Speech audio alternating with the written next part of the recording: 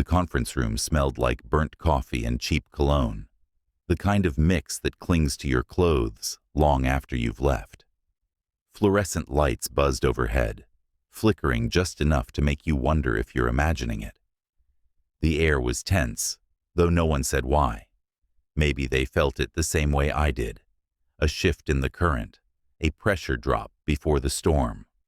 She walked in right on cue, heels clicking like a metronome, shoulders squared, chin lifted. She didn't just take up space, she rearranged it. The new manager. Less than a month in, and already talking like she'd invented the company she barely knew. She set her leather folder on the table, smiled like she'd practiced it in the mirror, and let her eyes sweep the room as if she were taking inventory. Then it came. "We can't have dinosaurs holding us back," she said, like it was a joke, like she was tossing a friendly jab. The others chuckled, the safe, polite kind of laugh you give when you're not sure if you're supposed to. I didn't.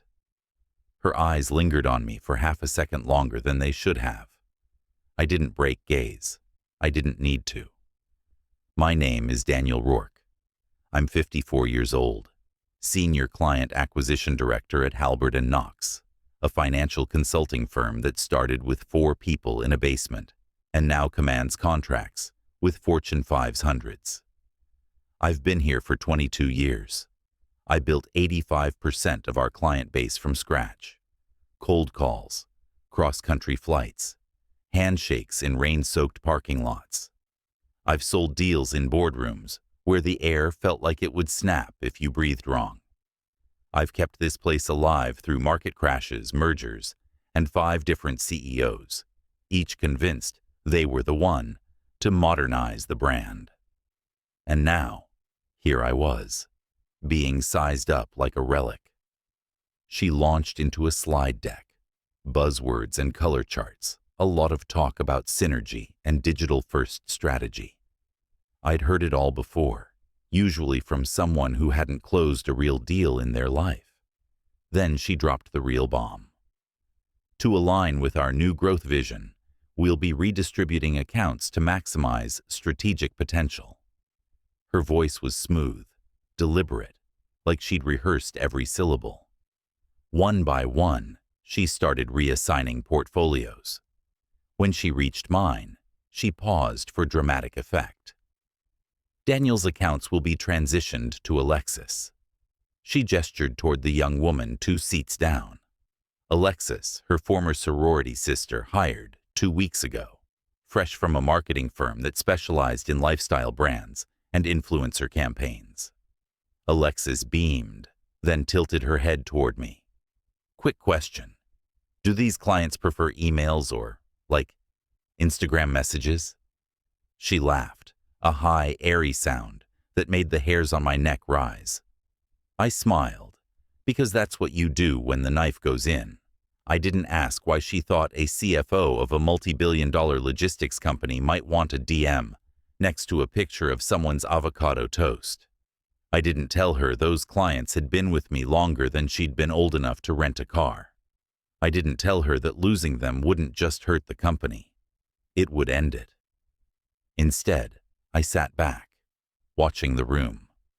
One rep avoided my eyes, already uncomfortable with the mess they knew was coming. Another tapped a pen, pretending to take notes but really just marking time. And the new manager. She didn't notice any of it. Or maybe she did and didn't care. Either way, I knew exactly what she was. The kind who thought the kill was in the announcement, not the follow-through. When the meeting ended, I didn't linger. I stood, collected my notepad, and gave her the same polite nod I'd given every executive who thought they'd reinvent the wheel by putting a fresh coat of paint on it. She smiled back, all teeth. The walk to my office felt longer than usual. Maybe it was the weight of what I knew, or the weight of what they didn't. I closed the door behind me, the click echoing in the quiet. My desk was neat, always had been, everything in its place. That made it easy to pack. Framed photo of my wife from our first trip to Paris. A brass pen set I'd been given for my 10-year anniversary with the firm. A leather-bound notebook I'd filled with 20 years of names, numbers, and deals that had turned into empires. I moved slowly, not because I was reluctant, but because speed wasn't necessary. This wasn't a sprint. It was a long game. My hand slid to the bottom drawer. I unlocked it and reached inside, past the files and the spare cufflinks, to the back corner where the small black USB drive sat waiting. Smooth, cold metal in my palm. 2 decades of relationship maps, renewal cycles, and personal notes, the kind of intel that doesn't exist in any official record.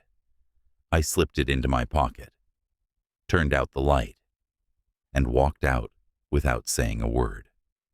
I didn't stop at HR. There was no awkward handshake, no hollow, "we'll miss you," from people who couldn't remember my kids' names. My keycard worked on the way out, and that was good enough. I signed the last form at my desk, shut down my computer, and walked out the front doors of Halberd and Knox without a single backward glance.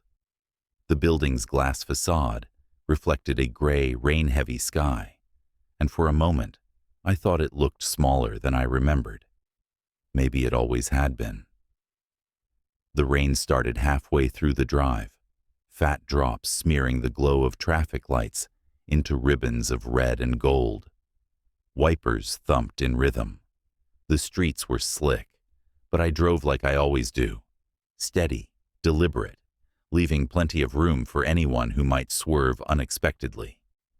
It's a habit you keep when you've spent your life anticipating the next blindside. Most people in that office thought I was just a salesman who knew how to talk. They didn't know the hours I'd spent outside the 9 to 5, building the scaffolding that held the whole company together. I designed our client acquisition model from scratch, not just the surface-level pitch decks and lead pipelines, but the real architecture, relationship maps that traced influence like arteries, negotiation scripts tuned to the cadence of specific decision-makers, psychological triggers that worked because they weren't taught in any seminar. All of it built on my own time, in my own space, with my own resources. I never sold it to Halberd and Knox. I leased it, and I could take it back anytime I wanted. 2 decades earlier, that knowledge had been worth less than nothing. I was 34, drowning in debt, with a resume full of mid-tier wins and no anchor client. Then came the morning my phone rang with an unfamiliar area code. On the other end was the COO of a Midwestern shipping firm, voice tight with the kind of urgency that means someone's about to make a decision they can't undo. They were days from losing their largest supplier. I flew out that night, sat in a windowless office for 9 hours while we dismantled and rebuilt their supply chain on paper. By dawn, they'd signed with us for a multi-year contract. That single deal not only saved their business, it kept Halberd and Knox from going under during a quarter when payroll was being juggled like live grenades. They never forgot it. Neither did I. For years, loyalty wasn't just a word in our mission statement. It was a currency we all honored. Until now. When I got home, I left my coat on the rack and went straight to my desk in the den. The house was quiet, except for the rain tapping against the windows.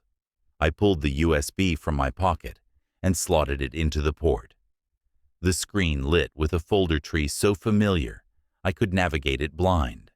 Names, contracts, renewal cycles, contact logs. But it was the private notes that mattered, the things no CRM could touch. I knew which CEOs hated morning calls, which CFOs wouldn't sign anything unless they'd had at least 3 conversations about it, which executive assistants were the real gatekeepers. I knew whose kids were applying to Ivy League schools, whose marriages were on the rocks, and which client had a soft spot for 18-year single malt. That was the difference between retention and churn, between a client and a friend who also happened to be worth millions to the company. I opened the list of accounts the new manager had reassigned and read them one by one. Some had been with me for over a decade, riding out market collapses and sudden booms. Others were newer, still in the delicate stage where trust was as thin as glass. In the right hands, they could grow into pillars. In the wrong hands, they'd crack the second the pressure shifted. And right now, they were in the wrong hands. I could already picture the first misstep, a generic newsletter blasted to an executive who despised anything automated, or a chirpy "just checking in" sent to someone who valued discretion above all else. It was almost too easy to imagine the calls I'd get when those mistakes landed. The ones that would start with, "I don't know what's going on over there, but," and end with me being asked if I was available for a private consultation. I didn't need to poach. All I had to do was wait. Some things don't break. They just shift allegiance. I sat back in my chair, listening to the rain deepen into a steady downpour. On the desk, the USB's small red light blinked, patient and steady, like it knew the game had already started. I closed the folder, ejected the drive, and slipped it into the top drawer. The lock clicked into place. Outside, the streetlights cast long, shimmering lines across the wet pavement. In my mind, I could already see the next few moves, slow, deliberate, inevitable. The kind of game you win without raising your voice or showing your hand. The next morning, my calendar pinged with a meeting request, stamped Urgent Account Transition Review. It was from the new manager, sent at 11:07 p.m. the night before. The subject line carried that mix of faux importance and insecurity you only get from someone trying too hard to prove they're in control. I arrived early and watched her set up in the small conference room, fussing with her laptop and a stack of color-coded folders. She spoke quickly once the others filed in, tossing around phrases like client journey mapping and cross-platform engagement. The words had weight to her, but no substance. I'd heard them all before, the way a doctor hears a patient self-diagnose from an article they skimmed online. I nodded in the right places, offered polite acknowledgments, and let her believe she was steering the ship. When she stumbled over one of the client names, pronouncing it like a fashion label instead of the family that had owned the company for 4 generations, I didn't correct her. I just made a note in my head. She talked about shifting communications to a more social-forward strategy, which sounded like putting lipstick on a bomb and hoping it wouldn't go off. The others in the room shifted uncomfortably. She didn't notice. Or maybe she thought discomfort meant progress. By mid-morning, I had my real agenda in motion.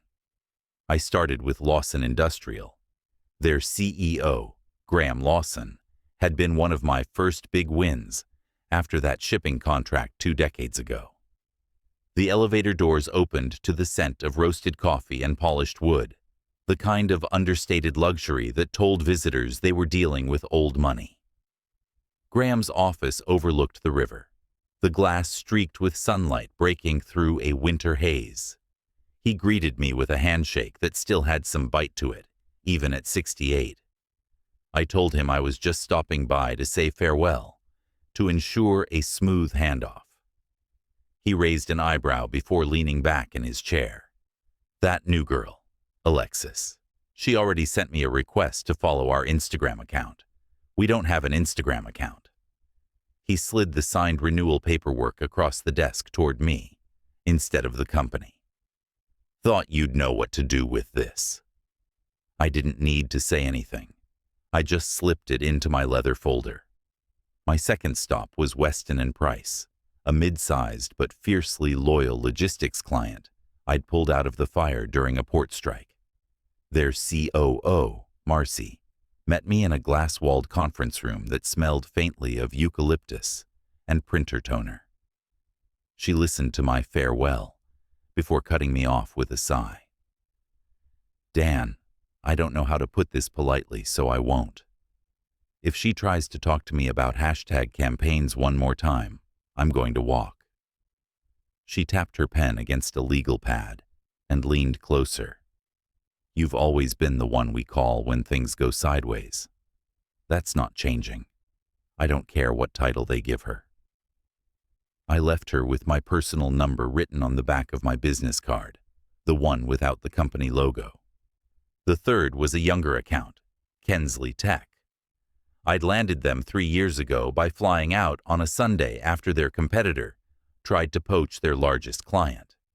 Their VP, Eric, met me in a cramped office that smelled like burnt espresso and warm circuit boards. He closed the door and spoke low, like the walls could hear us. She asked me if we'd consider running our quarterly reports as TikTok videos. I thought she was joking. She wasn't. He shook his head. I don't know what's happening over there, Dan, but I'm telling you now. We signed with you, not your replacement. I told him I understood, and that if anything urgent came up, he knew where to find me. By late afternoon, I was sitting in the dim corner booth of an old steakhouse on the south side of town. The leather was cracked, the lighting soft enough to keep conversations private.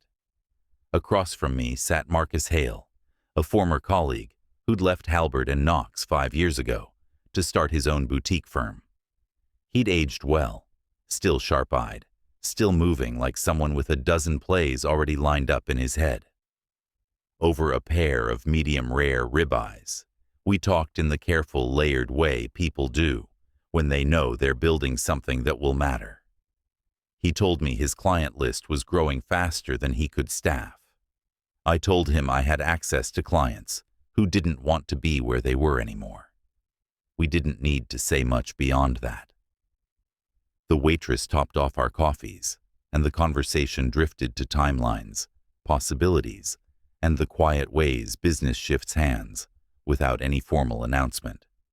We shook on nothing. We didn't need to. Marcus understood the value of patience. So did I. When I walked out into the crisp evening air, the streets glistening under the lamplight, I could feel the shape of the next few weeks already forming. No fireworks, no public declarations, just small, precise moves in the right order.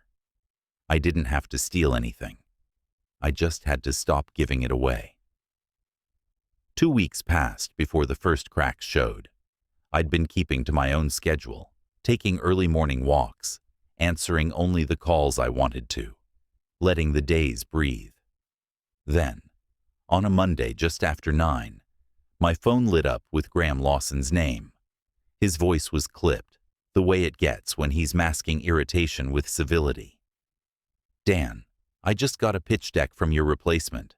It had the wrong company logo on half the slides. I listened, made the right noises, and told him I understood. I didn't offer a solution. That wasn't my job anymore. By Wednesday, Marcy from Weston & Price called. 3 missed deadlines in a week, she said, her tone as sharp as a broken bottle. I can't get a straight answer out of anyone. And now she's suggesting we imagine our logistics image with a series of lifestyle posts on social media. Dan, we move freight, not frappuccinos. She wasn't laughing. Neither was I. I just let her vent, then reminded her I was always available if she needed advice. She said she might take me up on that sooner than later. The following Friday, my phone vibrated 5 times in under a minute. Emails from clients, subject lines screaming in polite corporate language. Urgent, clarification needed, follow-up on miscommunication, immediate concern. Each story was the same, calls going unanswered, proposals riddled with errors, timelines ignored, the kind of blunders you don't recover from easily. I didn't need to investigate. I could already see how the dominoes were falling. The breaking point came when Alexis, in a moment of either laziness or incompetence, sent out a mass email with all recipients visible. Every single high-profile client address, lined up like a gift basket for anyone who wanted to poach them. Half those accounts had non-disclosure agreements with strict confidentiality clauses. One breach like that was enough to trigger legal action. I didn't hear it from the company. I heard it from 3 separate clients within an hour. The next day, a courier arrived at my door with a thick envelope. Inside was a formal cease and desist from Halbert and Knox's legal department, accusing me of interfering with and undermining client relationships. The language was aggressive, the tone desperate. I read it twice, then smiled. You don't send a letter like that unless you're bleeding. It wasn't a warning. It was proof. Proof they were losing them. The scramble came next, and I didn't even have to be in the building to see it. Late-night voicemails from junior staff, their voices tight with panic, asking if I could clarify a few account histories. Emails from middle managers I hadn't heard from in years, suddenly hoping we could reconnect over coffee. Then came the one that nearly made me laugh out loud, a direct message from the CEO himself, asking if I'd be willing to consult on a short-term basis to help manage a transitional turbulence. Transitional turbulence. That's one way to describe a freefall. I didn't respond to any of them, not out of spite, but because I wasn't interested in saving something that had already decided it didn't need me. This wasn't about revenge. I wasn't gloating in the corner, rubbing my hands together like a cartoon villain. I was reclaiming what I built piece by piece, without force or deception. Loyalty is a fragile thing. Once you shatter it, there's no glue strong enough to hold it together. Clients weren't leaving because I told them to.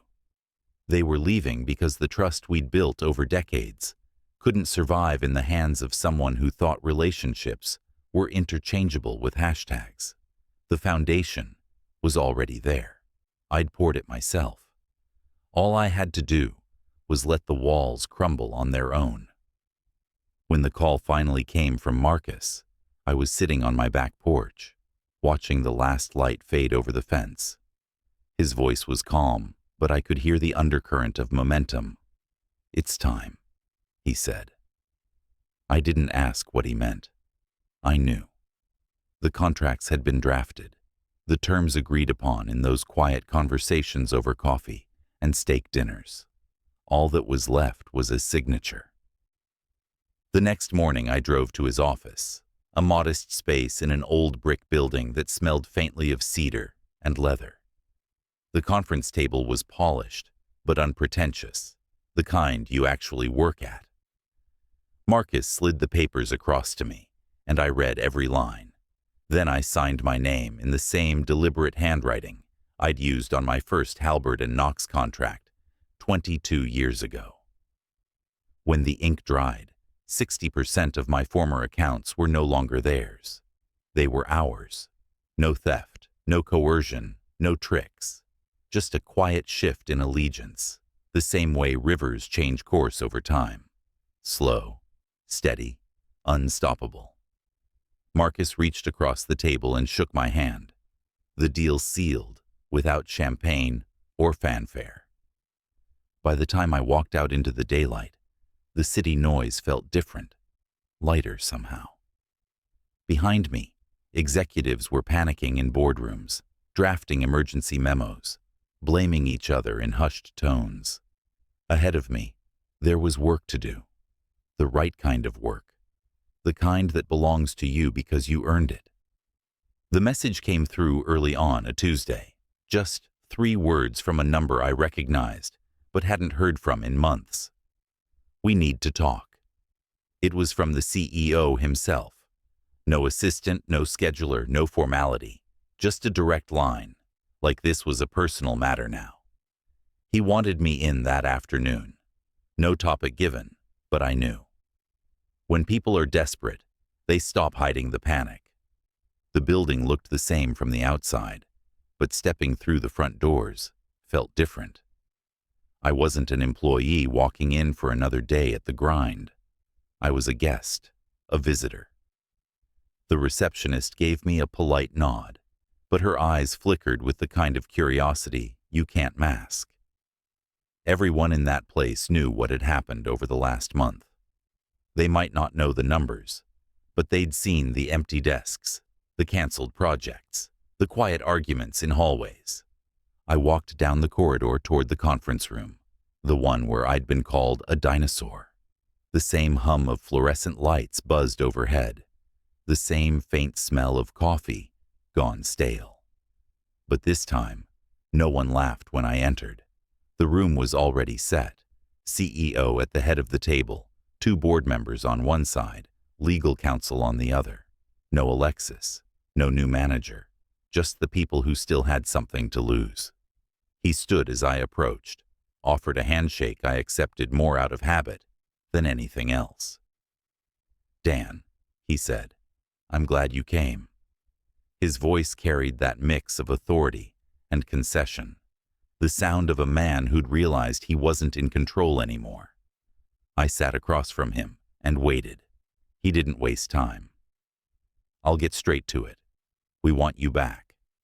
Triple your current rate, full autonomy over accounts, your own team, your own terms. If you want an apology, you'll have it.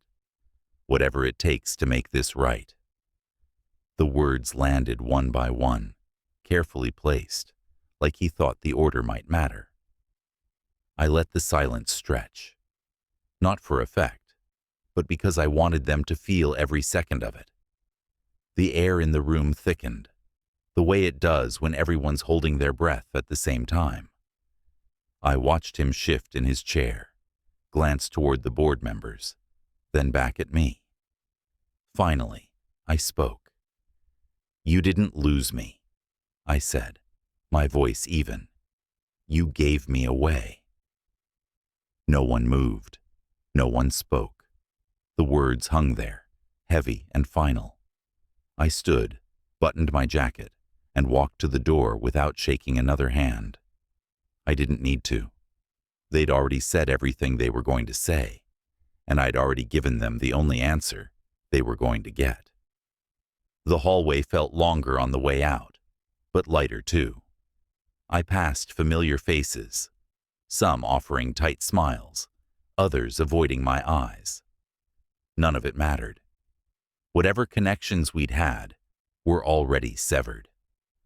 By the time I reached the front doors, the outside air hit me like a clean break. I walked across the lot to my car, the sunlight glinting off the hood, and slid behind the wheel. The engine started with a low rumble, and I pulled out without a glance in the rearview mirror. That chapter was over. The drive to my new office took just under 20 minutes, through streets I'd driven 1,000 times, but which felt entirely different now. The sky was clear, the air sharp with the scent of early winter, and every mile put more distance between me and the weight I'd been carrying for years. When I pulled into the lot, Marcus was already outside, leaning against the brick wall with a coffee in hand. Inside, my new team was waiting, a mix of familiar faces and fresh talent, people who wanted to work, not posture. They looked up as I entered, conversations pausing, smiles breaking out. I felt it then, not victory, not vindication, but something cleaner. Freedom. The kind you don't realize you've been missing until it's in front of you. They called me a dinosaur, said I was outdated, holding things back. But they were wrong. I'm not a dinosaur. I'm the meteor. They called me extinct, but I'm the reason the ground still shakes.